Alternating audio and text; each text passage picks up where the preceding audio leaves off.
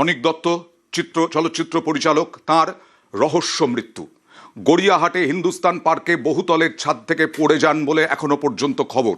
বাড়ির ছাদ থেকে পড়ে গুরুতর আহত হন পরিচালক।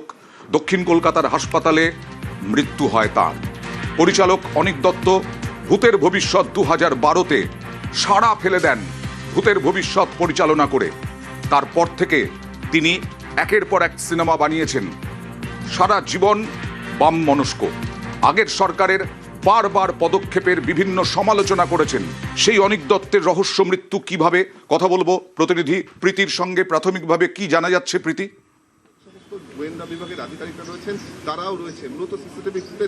দেখো, পরিচালক অনিক দত্ত তার মৃত্যু হয়েছে এবং বাংলা সিনে প্রেমীদের কাছে অত্যন্ত জনপ্রিয় পরিচালক তিনি।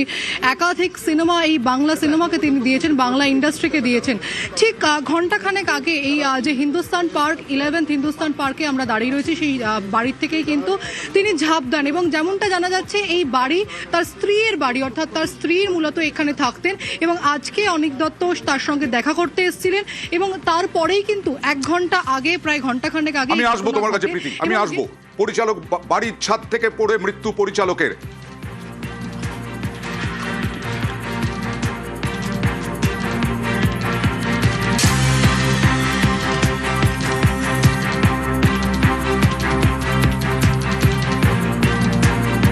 হাসপাতালে নিয়ে গেলে মৃত্যু হয় অনিক দত্তর। কি করে ছাদ থেকে পড়ে গেলেন খতিয়ে দেখছে পুলিশ।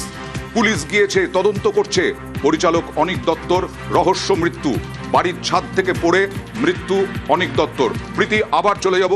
প্রীতি, যেটা বলছিলে তুমি। দেখো, একদমই প্রায় ঘণ্টাখানেক আগে এই ঘটনা ঘটে এবং বাড়ির ছাদ থেকে তিনি পড়ে যান। এবং এই ঘটনার সঙ্গে অন্য কোনো কারণ রয়েছে কিনা, তিনি আত্মহত্যা করার চেষ্টা করেছেন কিনা, নাকি কোনো অন্যভাবে তিনি বাড়ির ছাদ থেকে পড়ে যান, সেই বিষয়টা কিন্তু এখনো পর্যন্ত পরিষ্কার নয়। ইতিমধ্যে পুলিশ আধিকারিকরা তারা ভিতরে প্রবেশ করেছেন এবং তার স্ত্রী এই বাড়িতে রয়েছেন এবং ঘটনার সময় তিনি কোথায় ছিলেন সেই সমস্ত জিজ্ঞাসাবাদ পর্ব কিন্তু সেই জিজ্ঞাসাবাদ চলছে। এবং এখানে এই যে অ্যাপার্টমেন্ট, এই অ্যাপার্টমেন্টের কোন ফ্লোরে থাকতেন অনিক দত্ত, ছাদে গিয়েছিলেন কেন, এইগুলোও কি দেখা হচ্ছে? কোন ফ্লোরে থাকতেন? দেখো, আমি আসবো। আমার সঙ্গে রয়েছেন অভিনেতা বিধায়ক রুদ্রনীল ঘোষ। অভিনেতার দিক থেকেই আমি রুদ্রনীলের কাছে যাব। রুদ্রনীল, আজকে এই যে ইন্ডাস্ট্রি, সেই ইন্ডাস্ট্রিতে হয়তো বাম মনস্ক ছিলেন তিনি বরাবর, তিনি আগের সরকারের বহু সমালোচনা করেছেন, কিন্তু যেভাবে কাজ করেছেন, ভূতের ভবিষ্যৎ সাড়া ফেলে দিয়েছিলেন। তারপর থেকে অনিক দত্ত অনেকগুলো ছবি করেছেন। কিভাবে দেখেছেন আপনি অনিক দত্তকে? দেখুন, প্রথম কথা হচ্ছে যে এই খবরটা বিশ্বাস করতে ইচ্ছা করছে না। অনেক এমন একটা মানুষ ছিলেন যার সঙ্গে আমি কাজ করেছিলাম বিজ্ঞাপনের সময় থেকে। এইটা শুধু জায়গাটা হচ্ছে যে একটা জিনিস যে ওনার সঙ্গে ঝগড়া করতে খুব ভালো লাগতো। ঝগড়া হচ্ছে যেখানে খুব এক্সচেঞ্জ হতো এবং উনি দাদার মতো ছিলেন।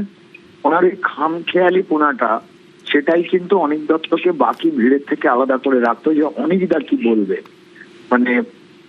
দাদা সুলভ মত পার্থক্য যেখানেই হোক না কেন, উনি আগে সরকারের ক্ষেত্রে উনি কখনো পর্যন্ত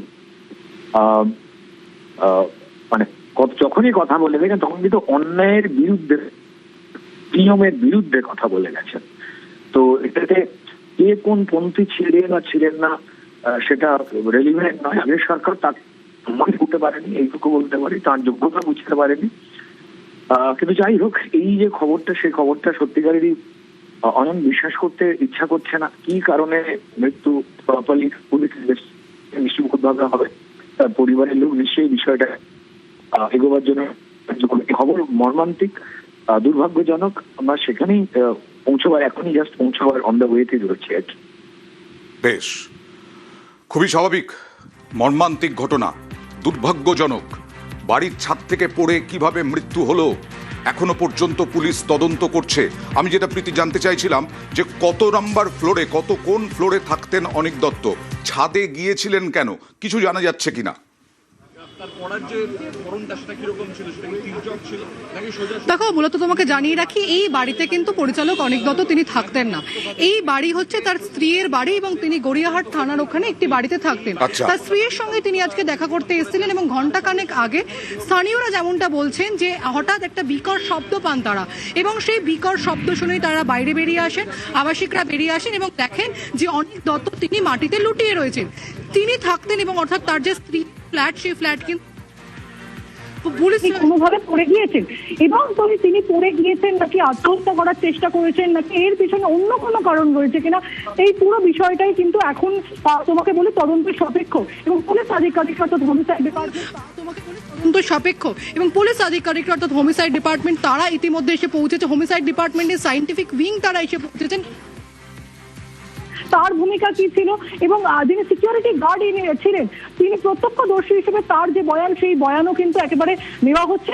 পুলিশ আধিকারিকরা তারা এসে পৌঁছেছেন এবং তোমাকে আমি বলবো যে ঠিক কোন জায়গাটা থেকে, সেই জায়গাটা তোমাকে একবার দেখাই যে এখানে কিন্তু একটি মাত্র জানলা খোলা রয়েছে। সেই জানলা থেকেই কিন্তু তার যে বাড়ি, সেই বাড়ি মনে করছেন। এবং হোমিসাইড ডিপার্টমেন্ট তারা যখন এসেছিলেন তারা কিন্তু মূলত সেই বাড়ির ছবি তুলে নিয়ে যান এবং ডিপার্টমেন্ট তারা যখন এসেছিলেন তারা কিন্তু মূলত সেই বাড়ির ছবি তুলে নিয়ে যান এবং এই যে বিল্ডিং, সেই বিল্ডিং এর যে আমি দেখাচ্ছি। আমি আসবো প্রীতি, তোমার বুমের অডিও সম্ভবত ঠিক নেই, সেই জন্য বারবার কেটে যাচ্ছে। একটু বলি, অনিক দত্ত 2022-এ অপরাজিত করেছিলেন, সাড়া ফেলে দিয়েছিলেন সেই অপরাজিততে। জিতু কামাল সত্যজিৎ রায়ের ভূমিকায় অভিনয় করেছিলেন। জিতু কামালও প্রচুর জনপ্রিয় হয়েছিলেন অভিনয়ে তিনি ব্যাপক সাড়া ফেলেছিলেন। সত্যজিৎ রায়ের ভূমিকায় জিতু কামালকে দিয়ে তার অভিনয় বের করে এনেছিলেন এই অনিক দত্ত। অনিক দত্ত 2012-তে যে ভূতের ভবিষ্যৎ করেছিলেন, সেই ভূতের ভবিষ্যৎ একেবারে প্রমোটার, আমাদের যে কনস্ট্রাকশন যে একেবারে বলা যায় বহুতল গড়ে উঠছে বিভিন্ন জায়গায়, তা নিয়ে কটাক্ষ সমালোচনা এই সব ছিল ভূতের ভবিষ্যতে। তারপরে ভবিষ্যতের ভূতে করার পরেই তৃণমূল সরকারের রোষে পড়েন। ভবিষ্যতের ভূত করার পরেই তৃণমূল সরকারের রোষে পড়েন, আর সেই সময় ভবিষ্যতের ভূত চলতে দেওয়া হয়নি। তারপরে তিনি 2022-এ অপরাজিত তৈরি করেন। প্রীতি, পুলিশের সঙ্গে কি কথা বলা সম্ভব হয়েছে? পুলিশ অফিসাররা, তদন্তকারীরা কোন কোন দিক খতিয়ে দেখছেন? দেখো, এই ঘটনা অত্যন্ত স্পর্শকাতর বিষয়। তুমি যে বিষয়টা বলছিলেন যে পরিচালক অনিক দত্ত বাংলা সিনেমাকে একাধিক সিনেমা দিয়েছে, ভূতের ভবিষ্যৎ হোক, ভবিষ্যতের ভূত হোক কিংবা অপরাজিত, সিনে প্রেমীরা তার কাছে বারবার যে এই অবদান, সেই অবদানের কিন্তু একেবারে অঙ্গীকার হয়ে থেকেছে।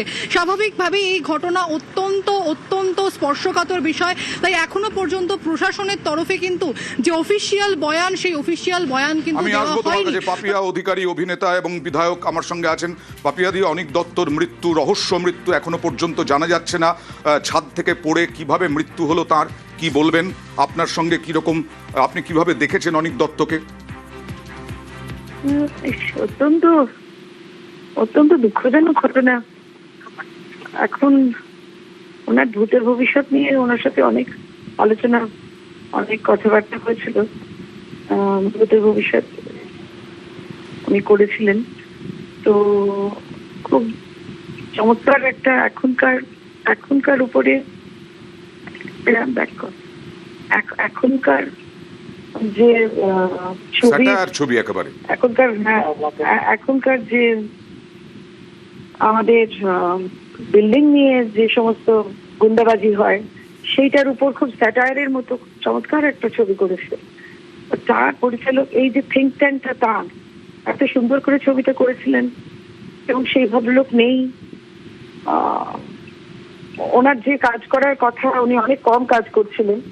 সে কাজ মানে এই অবস্থায় যা চলছে, সেই অবস্থায় ঠিকঠাক মানুষেরা অনেক কম কাজ করেছেন। দিদি, ভবিষ্যতের ভূত বলে একটি সিনেমা করেছিলেন, তারপরে তৃণমূল সরকারের রোষে পড়েছিলেন। হ্যাঁ, কারণ ওদেরই তো ধ্যাসটামা নিয়ে ছবিটা হয়েছিল। ওদের ধ্যাসটামের উপর ছবি, ওরা যে সমস্ত কাজগুলো করছিলেন তাদের ধ্যাসটামের উপর এই ছবি। তো উনি নেই, এটা ভীষণ দুঃখজনক একটা ঘটনা। উনি থাকলে আরো অনেক ছবি আমরা পেতে পারতাম ওনার থিঙ্ক ট্যাঙ্কে। তো এবং জিতু কামাল দুঃখজনক। অভিনেতা তাকে দিয়ে সত্যজিৎ রায়ের মতো ভূমিকা হ্যাঁ, ওইরকম অভিনয় একটা- করানোর ভূয়সী প্রশংসা হয়েছিল। হ্যাঁ হ্যাঁ হ্যাঁ হ্যাঁ, তার হ্যাঁ সুন্দর, সেটাও একটা দারুণ ছবি হয়েছিল, তো সেটাও হলো না। মানে হলো না, মানে সেই মানুষটি নেই, মানে আরো কত ছবি উনি করতে পারতেন। ওইরকম একটা অ্যাক্টরকে দিয়ে সত্যজিৎ রায় উনি রূপদান করেছিলেন। এ তো দারুণ ব্যাপার, মানে উনি যাই কাজ করেছেন সেটাই নতুন নতুন ব্যাপার। তো সেই মানুষটি নেই, অত্যন্ত দুঃখজনক। আরো থাকলে আরো কত কি বানাতেন। বেশ, পাপিয়া অধিকারী তিনিও শোক প্রকাশ করলেন তার মৃত্যুতে। রুদ্রনীল ঘোষ কিছুক্ষণ আগে কথা বলছিলাম, তিনি বিশ্বাস করতে চাইছেন না যে এই রকম ভাবে অনিক দত্তর মৃত্যু, ছাদ থেকে পড়ে গিয়ে কিভাবে মৃত্যু। তদন্তকারীরা সম্ভবত, প্রীতির কাছে যাব, তদন্তকারীরা সম্ভবত ছাদে উঠেছেন, ছাদ থেকে কিভাবে পড়ে গেলেন সেই বিষয়গুলো দেখছেন প্রীতি।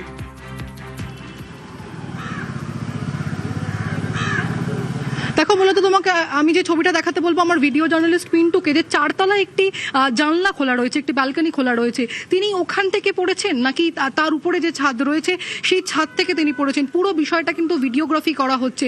এবং ঠিক কোন কোন অ্যাঙ্গেল থেকে পড়লে এই যে ঘটনাস্থল, সেই ঘটনাস্থলে যে রক্তের ছাপ রয়েছে, সেই রক্তের ছাপের সঙ্গে পুরো বিষয়টা কিন্তু খতিয়ে দেখা হচ্ছে ঠিক কোন অ্যাঙ্গেলে। কারণ আমরা দেখতে পাচ্ছি একটা বড় গাছ রয়েছে, এই গাছের কিছু অংশ কিন্তু তার দেহর সঙ্গে মাটিতে পড়েছে, সেইগুলোও কিন্তু একেবারে বিচ্ছিন্ন অবস্থায় মাটিতে পড়ে রয়েছে। তাই পুলিশ আধিকারিকরা এবং গোয়েন্দা ডিপার্টমেন্টে যারা সায়েন্টিফিক উইং আছে তারা কিন্তু ভিতরে প্রবেশ করেছেন, এবং তার পাশাপাশি কিন্তু চারতলা এবং তার উপরের যে ফ্লোর রয়েছে, অর্থাৎ ছাদের ফ্লোর, সেই ছাদ কিন্তু পরিদর্শন করছেন, এবং সেখান থেকে কিন্তু ভিডিওগ্রাফি করা হচ্ছে, নিউজ 18 ছবি বাংলা তোলা হচ্ছে। দর্শকদেরকে জানাই যে এই অ্যাপার্টমেন্টে থাকতেন না অনিক দত্ত। অনিক দত্ত অন্য একটি অ্যাপার্টমেন্টে থাকতেন। এখানে তার স্ত্রী থাকতেন এবং তার স্ত্রীর সঙ্গেই আজকে দেখা করতে এসেছিলেন। স্ত্রীর সঙ্গে দেখা করতে এসে ভর দুপুরে এরকমভাবে ছাদে গেলেন কেন, ছাদ থেকে পড়ে গেলেন কিভাবে, এই সমস্ত কিছুই ভাবাচ্ছে তদন্তকারীদের। 1960 সালে জন্ম অনিক দত্তর। আবার বলি, অনিক দত্ত যে ভূতের ভবিষ্যৎ করে সারা ফেলে দিয়েছিলেন, ভূয়সী প্রশংসা কুড়িয়েছিলেন। অনিক দত্ত বাম মনস্ক, কিন্তু যেটা রুদ্রনীল বললেন যে বাম মনস্ক হলেও তার সঙ্গে কথা বলা যেত, তার সঙ্গে আলোচনা করা যেত, সমালোচনা শোনা যেত তার কাছ থেকে। এবং তার যে কাজ, সেই কাজগুলো প্রত্যেকটি কাজই একেবারে মানুষের মনের ভিতর গেঁথে গিয়েছিল। সে ভূতের ভবিষ্যৎ হোক, ভবিষ্যতের ভূত হোক, বা অপরাজিত। এই অপরাজিত সিনেমায় জিতু কামাল অভিনয় করেছিলেন সত্যজিৎ রায়ের ভূমিকায়। সেই সত্যজিৎ রায়ের ভূমিকা একেবারে তার কাছ থেকে নিংড়ে নিয়েছিলেন। ভূয়সী প্রশংসা হয়েছিল জিতু কামালের এবং অনিক দত্তরও এই অপরাজিত করার পর। আর সেই পরিচালক অনিক দত্ত আজকে প্রয়াত। কিভাবে মৃত্যু হলো, ছাদ থেকে পড়লেনি বা কিভাবে? বাড়ির ছাদ থেকে পড়ে মৃত্যু, হাসপাতালে নিয়ে যাওয়ার সঙ্গে সঙ্গে মৃত ঘোষণা। গুরুতর আশঙ্কাজনক অবস্থাতে নিয়ে যাওয়া হয়েছিল ঢাকুরিয়ায় একটি বেসরকারি হাসপাতালে। সেই হাসপাতালেই মৃত্যু হলো। ঢাকুরিয়া হাসপাতাল থেকে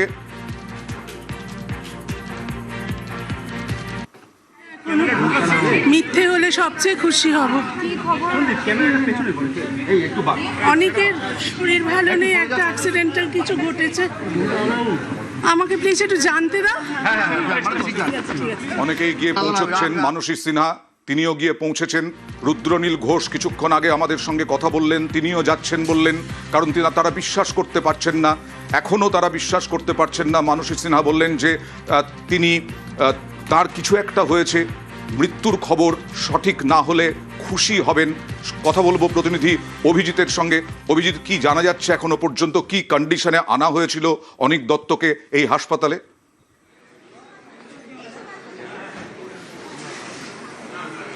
অয়ন, অনিক দত্ত, চিত্র পরিচালক অনিক দত্ত, তার স্ত্রী আজকে যখন গড়িয়াহাট হিন্দুস্তান পার্কের বাড়িতে যান, সেই সময় তিনি দেখতে পান যে অনিক দত্ত সেখানে পড়ে আছেন ছাদের তলায়।